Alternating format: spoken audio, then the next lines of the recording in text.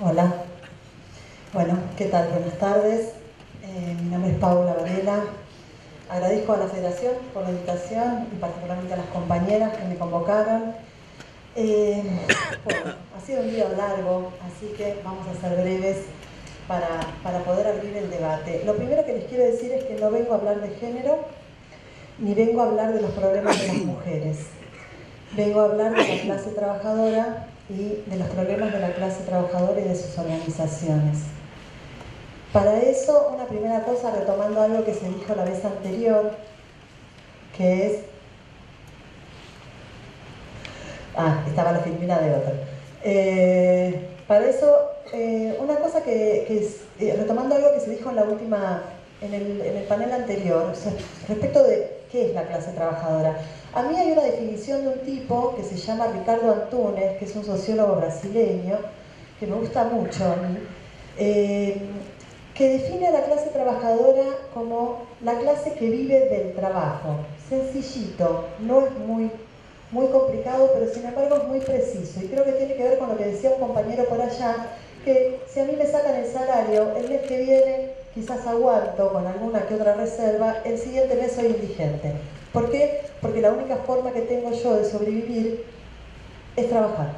Yo soy parte de la clase que vive del trabajo, aunque gane distinto que ustedes, gano menos que ustedes porque no soy aceitera, y aunque gane mucho más que un compañero o una compañera del sector informal. ¿Sí? Entonces, yo creo que tenemos que empezar a pensar en la clase trabajadora como la clase que vive del trabajo y aceptar que esa clase es sumamente heterogénea, entre otras cosas, heterogénea en ingresos. Por eso, quienes piensan el mundo, quienes piensan la sociedad de una manera que no es clasista, empiezan a hacer esas segmentaciones y decir, esto es pobre, esta es clase trabajadora, esta es clase media, etcétera, etcétera, etcétera. Esas segmentaciones por ingreso, ojo, no es que no existen, por supuesto que existen. Yo no vivo de la misma manera que vive un trabajador o una trabajadora informal, ¿sí? Sin embargo, pertenezco a la misma clase. ¿Por qué? Porque soy parte de la clase que vive del trabajo. Incluso aquel que no logra vender su fuerza de trabajo, aquel que no consigue laburo, es parte de esa clase, porque tiene que o vivir de lo poco que le da el Estado, de la miseria que le da el Estado, o tiene que vivir de otro miembro de su clase que lo banque, padre, madre, novio, amigo, tío, lo que sea, hijo, ¿sí? Entonces, yo quiero hablar de esa clase, yo quiero hablar de la clase que vive del trabajo, que es sumamente heterogénea. Y quiero hablar particularmente de un sector importante de esa clase, que somos las mujeres de esa clase. Pero para eso, quiero decirles algo, porque me parece que es importante hablar desde el punto de vista de las mujeres de la clase que vive del trabajo, hoy, en esta coyuntura, de la que han hablado durante todo el día y seguramente han agotado o por lo menos avanzado un montón de cosas. Porque yo creo que uno de los problemas que tenemos hoy es que los avances del Milei sobre la clase trabajadora son dos problemas. Uno, no solo son avances económicos, económicamente nos quiere hacer percha, eso no hay ninguna duda, ¿sí? Y ese hacernos percha se monta sobre una clase trabajadora que viene degradada, porque los gráficos que mostraba Luciana sobre el nivel de informalidad, sobre el nivel de pobreza, son gráficos que no inventa Milei, que vienen sedimentándose de una clase trabajadora pauperizada. Entonces sí, nos quiere hacer percha económicamente sin lugar a dudas, pero además nos quiere aniquilar como clase, nos quiere aniquilar como colectivo, porque quiere aniquilar el orgullo de ser parte de la clase trabajadora, quiere aniquilar la identificación de ser parte de la clase trabajadora. Esa venta del emprendedurismo, esa venta de ser empresario de sí mismo, que caen en un montón de pibes, que seguramente un montón de hijos de ustedes no quiere ser laburante, no quiere ser laburante, quiere ser emprendedor, quiere ser dueño de su propio destino. Bueno, eso es una batalla política fundamental, que yo creo que es parte, o debería ser parte, de la agenda de las organizaciones de los trabajadores, por ejemplo, los sindicatos. Entonces, yo quiero discutir acá qué significa ser parte de las de la clase trabajadora y cómo esta clase trabajadora de la que formamos parte, gente tan distinta y que vive de manera tan distinta, cómo esa clase trabajadora puede hacer, cómo podemos hacer para establecer las condiciones en las que queremos vivir. ¿Sí? Una parte de eso ustedes la conocen de memoria, yo no tengo nada para agregar. Se llama salario. Ustedes saben muy bien cómo establecer las condiciones para vivir a través del salario. Acaban de firmar la paritaria más importante de la Argentina, están en boca de todo el mundo, hoy cualquiera. Yo soy docente universitario, investigador del CONICET, cruzas a cualquier docente de la universidad, investigador del CONICET y te dice quiero ser aceitero, punto. ¿Sí? Esa parte la saben perfectamente, porque tienen una paritaria, lograron, no tienen, conquistaron una paritaria espectacular y además tienen una, a mi juicio, lo vi a Jofra por acá dando vuelta, una gran forma de expresar lo que esa paritaria existe. Esos famosos puntos de acá abajo expresan que algo que es obvio, pero sin embargo cuando te lo dicen decís, ah, cierto. Expresan que el salario no es un objetivo en sí mismo. Nosotros no laburamos por el salario, nosotros laburamos para vivir, nosotros laburamos para reproducir nuestra vida. Por eso queremos que el salario sea lo más cuantioso posible, porque queremos comprar todos los bienes que nos permitan vivir bien. Es decir, el salario es un medio, no es un fin. Si nosotros no tuviéramos que trabajar para vivir, no trabajaríamos. Yo no sé cuántos adictos al trabajo hay acá. Yo ni de casualidad voy 9 horas a mi laburo si eso no es la única forma en que consigo los medios para vivir. Se me ocurre una catarata espectacular de cosas para hacer durante esas 9 horas que no puedo hacer porque sí o sí tengo que vender mi fuerza de trabajo para poder vivir. Es decir, el salario es un medio, no es un fin. ¿Sí? ¿Es un medio para qué? Para reproducirnos como personas, como familia, etc. Y eso en sí mismo, y ustedes lo saben perfectamente, es en sí mismo una discusión.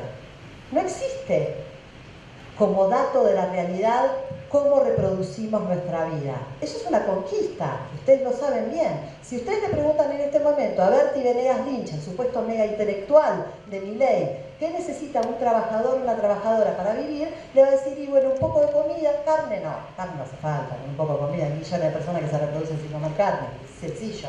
Un poco de comida, algún lugar para dormir, algo de ropa para no morirse de frío y para no andar desnudos por la vida, y no mucho más.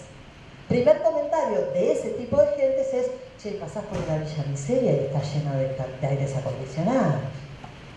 ¿Eso qué hay atrás de eso? El que vive en una villa miseria no necesita el aire acondicionado para vivir, podría vivir con mucho menos. Es decir, ¿qué es lo que nosotros necesitamos para reproducir nuestra vida? Es en sí mismo objeto de disputa. ¿Sí? Y hoy eso está siendo puesto en duda enormemente.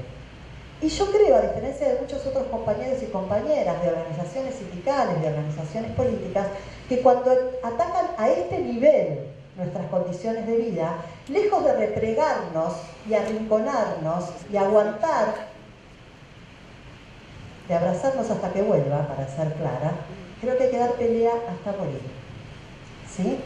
¿Por qué? Porque como decían los compañeros del panel y la compañera del panel de economía, nosotros nunca recuperamos el nivel de vida post-crisis. No la recuperamos después de la dictadura, no la recuperamos después de la hiper, no la recuperamos después del 2001. Siempre, remando en dulce de leche, esa recuperación quedamos un escalón abajo de donde partimos. Entonces, si nuestro horizonte es siempre luchar para quedar un escalón abajo de donde estaban nuestros padres, por lo menos como lucha, y es poco sabrosa, es poco atractiva. Entonces yo creo que en estas coyunturas, cuando nos atacan de todos lados, también nos dan una posibilidad. Discutir a fondo cómo queremos vivir, cómo queremos reproducir nuestra vida.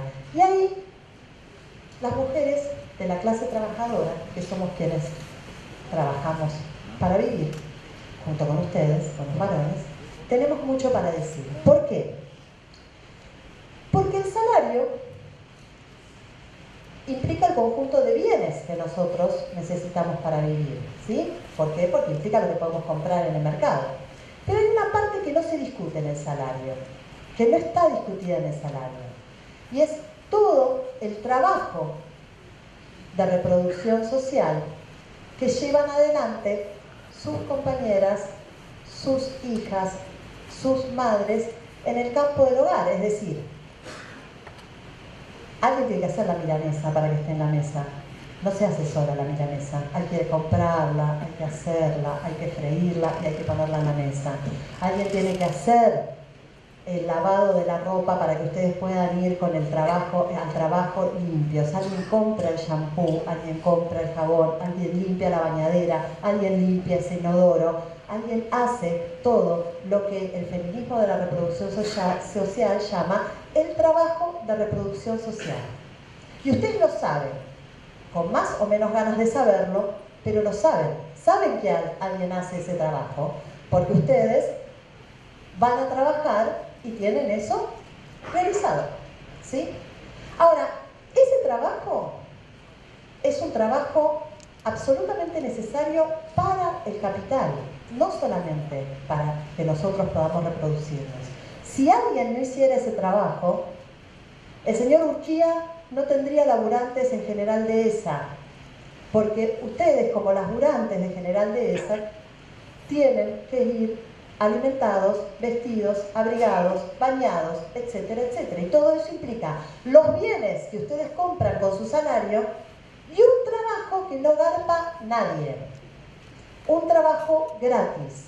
Ese es el trabajo que en el feminismo dice es el trabajo gratis, el trabajo no remunerado.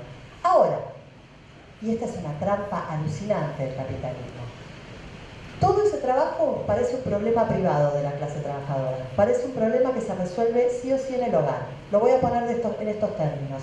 Ninguno de ustedes, creo yo, considera que el salario es un problema que ustedes tienen que resolver en su casa, ¿no? No, es un problema, no es un problema individual, es un problema colectivo. Si el salario fuera un problema individual, este sindicato no tiene razón de ser. Se disolvería. Si cada uno de ustedes fuera a su casa y discutiera con su compañera, con su compañero, con quien fuera, che, ¿cuánto debería estar ganando yo? Y fuera individualmente a discutir con el patrón, además de que nos harían más percha de lo que nos hacen, además de eso, el sindicato no tendría ninguna razón de existir. Sin embargo, fíjense qué loco. Cada uno de nosotros, cada uno de ustedes piensa que cómo resolver el trabajo doméstico es un problema de la familia trabajadora, es un problema privado. Es un problema que hay que discutir en el hogar. Es decir, ustedes, yo, mi familia, en general, se considera que ese es un problema que yo resuelvo con mi compañera en mi casa. Yo voy a discutir cómo se hace acá ese trabajo. Yo voy a discutir cómo se lleva a los pibes al colegio, cómo resuelvo ese problema, pues es un problema privado mío. El salario es un problema colectivo, el trabajo de reproducción en la casa es un problema privado. Bueno, eso es una trampa. Es una trampa mortal del capitalismo que compramos, que hemos comprado muchísimo y que las feministas de la reproducción social reman en dulce de leche para decir no, miren que ese es un problema tan colectivo como el salario. Y eso abre un problemón para el sindicato de aceiteros y para todas las organizaciones obreras, que es, che, entonces, cuando yo discuto qué necesito para vivir, tengo que discutir el salario para comprar los bienes que necesito para vivir, y tengo que discutir cómo cubro todo el trabajo de reproducción que hace mi compañera, que hace mi mamá, que hace mi hija, gratarola. ¿Sí? Ustedes lo saben mejor que yo. Imagínense si ustedes sobre la discusión paritaria ponen, además de todo lo que ponen un salario para alguien que planche, que lave, que cocine. ¡Apa! Imagínense que ustedes van a decir, y dicen, yo tercerizo todo eso, lo va a hacer otra persona. Y ponen en la mesa de salario el salario de una empleada doméstica. Opa, ¿a qué valor se tiene que ir? Opa, un poco alto. Bueno, yo creo que hay que poner eso en la mesa de discusión, porque ninguno de ustedes, porque ni yo, ni mi familia trabajadora, ni mis padres, ni sus familiares, ni sus vecinos, se reproduce solamente con lo que logra comprar con el salario.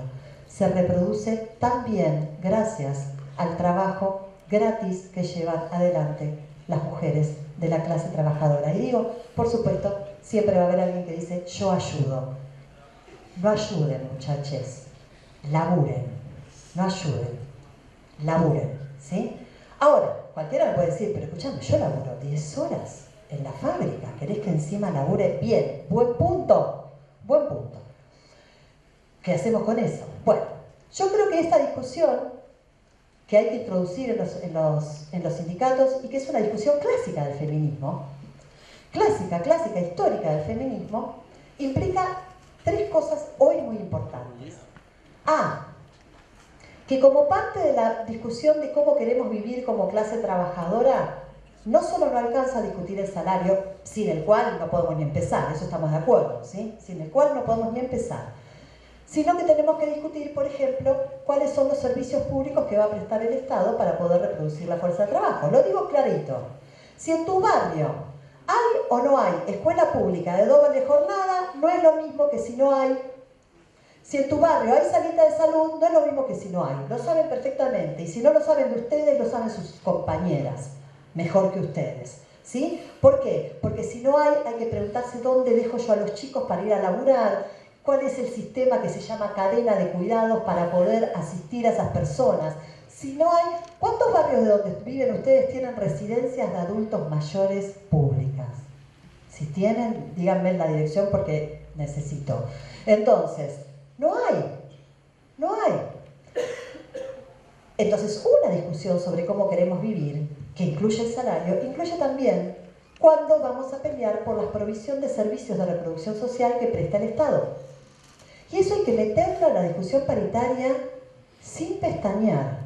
¿Por qué? Porque no es lo mismo tener o no tener esos servicios. Implica guita no tenerlos, implica contratarlos en forma privada, implica tiempo. No es lo mismo si vos tenés la escuela en la esquina de tu casa que te tenés que tomarte 2 bondis para llevar a los pibes para ir y poder cumplir con esa parte fundamental de la reproducción social que es educarse. ¿Sí? Entonces empieza a entrar en la mesa paritaria también, che, yo quiero discutir el Estado. ¿Qué provee el Estado? Ahora, esa discusión te lleva a vos a un punto en común con compañeros trabajadores que no son aceiteros, porque ese problema lo tenemos todos los miembros de la clase trabajadora. Entonces empezás a decir, pará, yo ya entiendo, yo ya tengo un punto en común con otro compañero que no es de mi gremio. Y es, yo necesito en los barrios de trabajadores, necesito sí o sí provisión de servicios públicos para poder atender a los adultos mayores, atender a los niños, atender las necesidades que tienen que ver con mi reproducción social como clase, porque yo para eso laburo por un salario. Si yo me pudiera reproducir sin el salario, pero claramente no laburaría. Entonces, te mete el Estado y la provisión del Estado en la discusión. Pero te mete otra cosa que a mí me resulta muy interesante, que es la discusión de cómo queremos nosotros cubrir todo ese trabajo. ¿Nosotros queremos un salario suficiente para tener y contratar una trabajadora doméstica? ¿Es eso lo que decidimos como clase? ¿Queremos eso? ¿Sí? Ese modelo clasamediero, burgués, de yo no lavo los platos porque para eso tengo la sirvienta, ¿eso queremos reproducir como clase? ¿Así queremos que saldar este problemón que tenemos, que es que tenemos que reproducir nuestra vida y eso lleva un montón de laburo? Y si no lo queremos hacer así, ¿cómo lo queremos hacer? Queremos decidir como clase que, bueno, lo siento, está bien, pero bueno, lo van a tener que hacer las mujeres de mi clase.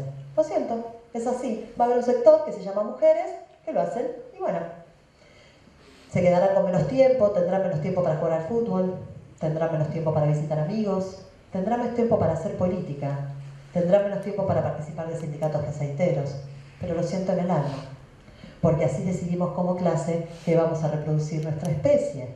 Vamos a hacerlo con el trabajo gratarola de un sector que se llama mujeres. Eso es decir, si nosotros ponemos eso sobre la mesa, empezamos a discutir la forma en que queremos vivir, más allá del trabajo asalariado. Queremos discutir, bueno, cómo se llevan adelante esos cuidados. Hay una feminista que a mí me gusta mucho, se llama Titi Bhattacharya, es casi imposible describir ese apellido porque es de origen indio, Y que ella, cuando le dicen, bueno, pero ¿cuáles serían otras formas de resolver el problema de la comida, por ejemplo? Y ella dice, no, pero discúlpame, el capitalismo ya socializó la producción de comida. Se llama restaurantes, dice ella. Todo el mundo dice, wow, ¿qué?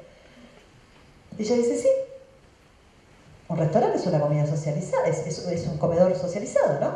Es una cocina socializada. Lo cual ahorra muchísimos recursos, naturales, por ejemplo, ¿sí? Y de tiempo. ¿Es así o no es así? Sí, lo que pasa es que dado que los restaurantes son un servicio del capitalismo, se mercantilizó. Entonces vos tenés que garpar para ir ahí. Y por supuesto la gran mayoría queda exento de eso, no queda excluido de eso. Ahora, ¿por qué nosotros no podemos pensar restaurantes obreros? ¿Por qué no se puede pensar cocinas comunitarias?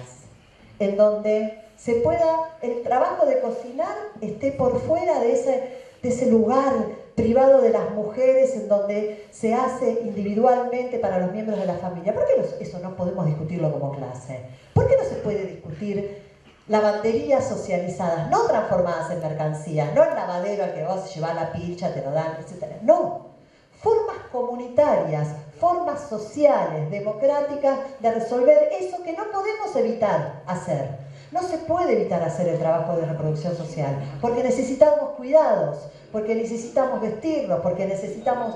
y también porque necesitamos amor, y eso es parte del trabajo de reproducción social. ¿Por qué no podemos discutir otras formas que no sean mercantilizadas? Ahora, si la clase trabajadora empieza a discutir esas cosas, empieza a discutir el esquema de vida de la sociedad capitalista. Y ahí los Bert y Venegas Lynch se agarran de verdad la cabeza.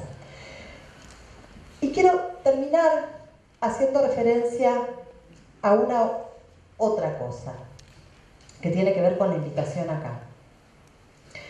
Yo creo que esta cuestión de preguntarnos cómo queremos reproducir la vida y de poner en el centro de la discusión paritaria también la reproducción social, nos lleva a preguntarnos qué pasa como organización sindical, qué hacemos nosotros con eso a la hora de la militancia de las mujeres en el sindicato. ¿Sí? Hay una pregunta que es común y que es: a mí me gustaría que las mujeres participen más, a mí me gustaría que sean más dirigentes, a mí me gustaría que se involucren más en los temas del sindicato, ¿sí?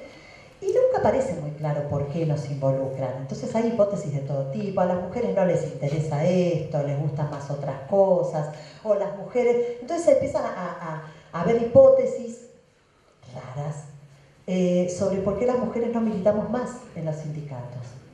Bueno, yo creo que es imposible pensar la militancia de las mujeres en los sindicatos sin tener en cuenta que efectivamente las mujeres tienen 2 jornadas de trabajo y que eso no es una fórmula que la inventó el feminismo de la doble jornada y chao, sino que es una realidad. Que mientras ustedes, la gran mayoría de ustedes que están aquí son varones, probablemente estén aquí concentrados, espero que lo que estamos diciendo para escucharlo, pero bueno, que están y dispensan este tiempo para esta actividad, que implica un montón de cosas, viajan de otro lugar, etcétera, etcétera. Para una mujer eso implica una arquitectura descomunal, pero descomunal, que si cualquiera de ustedes pudiera entrar en el cerebro de una mujer para pispear solamente lo que significa para una mujer venir a este plenario, se aturdiría de tal manera que saldría rajando como rata por tirante. Porque implica todo, implica negociar con su compañero si lo tiene, que venir acá no es venir de joda. No, me voy a Buenos Aires de joda, con todas las sospechas que hay, ir a un plenario sindical de un gremio masculinizado, todas las sospechas, todas recaen sobre ti.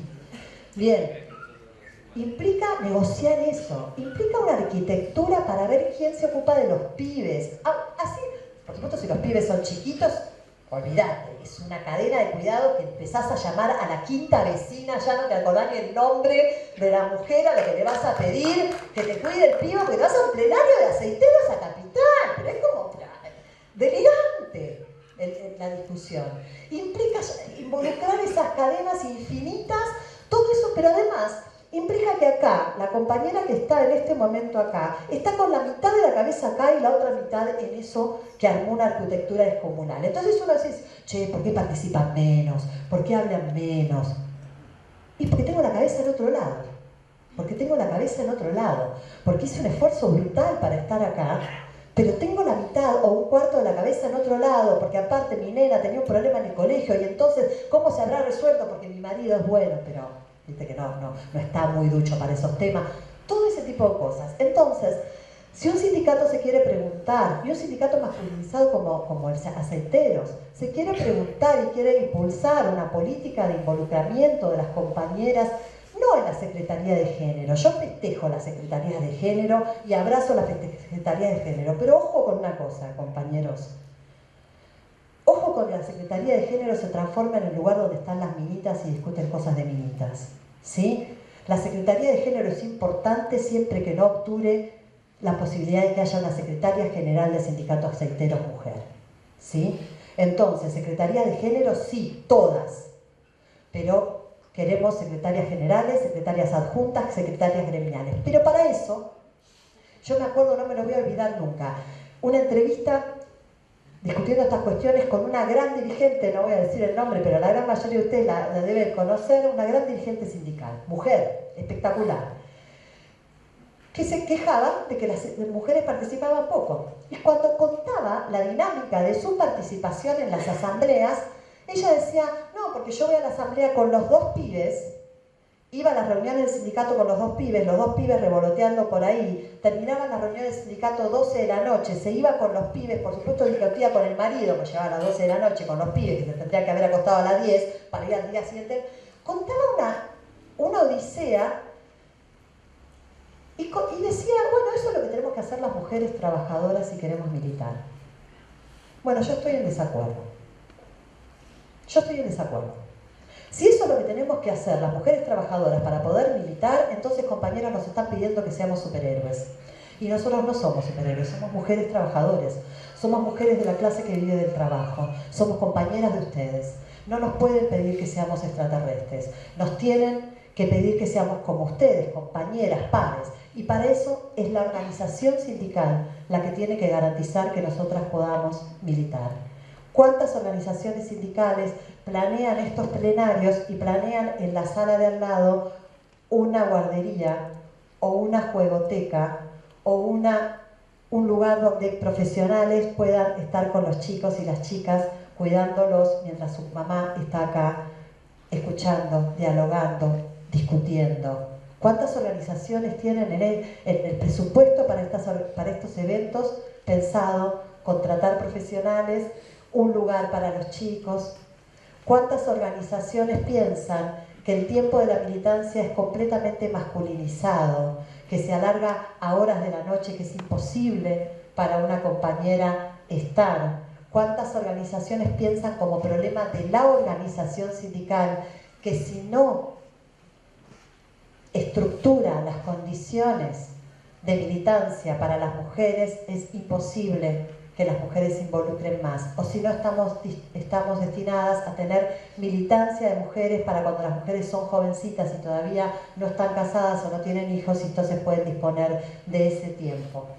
Entonces creo que es importante, con esto cierro, colocar en el debate esta perspectiva, mirar nuestra militancia sindical desde el punto de vista de la reproducción de nuestra clase, de todo lo que eso implica, lo que tiene que ver con el salario y lo que tiene que ver con el trabajo de reproducción social no remunerado, meterlo en el debate de qué exigimos como clase, por qué nosotros no podemos exigir el derecho a establecer las condiciones de nuestra propia reproducción, y pensarlo también para la posibilidad de más y mejor militancia de las mujeres en la organización sindical. Muchas gracias.